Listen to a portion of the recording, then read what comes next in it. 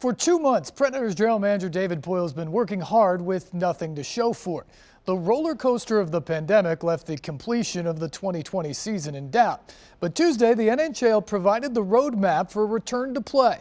A 24-team expanded playoff that has the Preds in, and Poile excited. I think this is as good a format as anybody could come up with, although it's not perfect, and I don't think you're going to find anything perfect into the situation. I'm very pleased with the format.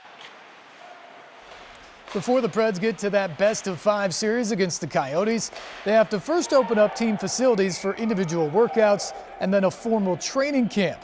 The NHL plan didn't come with any set dates for these phases, leaving room to adapt, but Poile believes they could be open as soon as next week. You have to understand there's a lot of work that still goes into opening up our facility, first and foremost for the safety and health of our players, our staff, everyone concerned. So there's a lot of details to be taken care of. Gary has given us a long runway to get it right. Nashville submitted a bid, but is not one of the 10 cities Gary Bettman announced are still being considered as one of the 2 hub cities for the playoff. And the commish said the league will purposely wait another 3 to 4 weeks to pick those sites. We want to just be in a position to, in real time, have lots of options once we understand what the state of play is at the time we need to make the decision.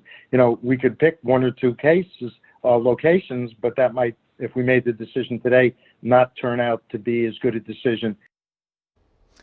They haven't even stepped foot in St. Thomas Sports Park yet, but Laurel Murchison and Chris Jackson are officially Tennessee Titans.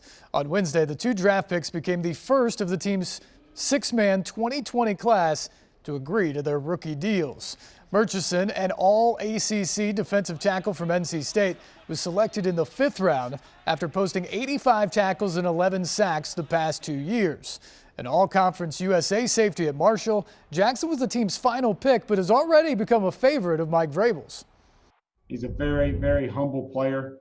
Was a under-recruited player out of high school. Really love his play demeanor, how hard he plays. He's been engaged in meetings. He was fun to work with in a rookie minicamp. He's been engaged. He's been locked in, and he's studying and trying to prepare for when we can go out on the field. Although not set, Major League Soccer's return to play plan could be becoming more clear.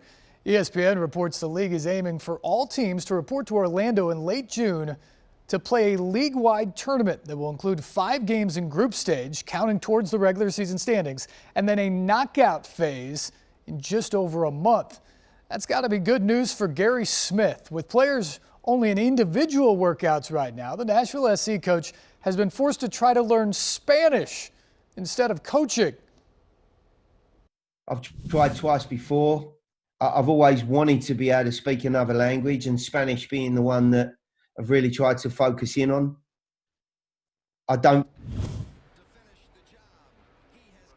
He's getting better at NASCAR Truck Series last night in Charlotte. You got to feel good for Chase Elliott. After a frustrating last week in the Cup Series, he gets in a truck and ends Kyle Busch's 7-race win streak and collected the $100,000 bounty for taking him down. They're on the track for the Cup Series tonight, weather permitting down there in Charlotte. Rory?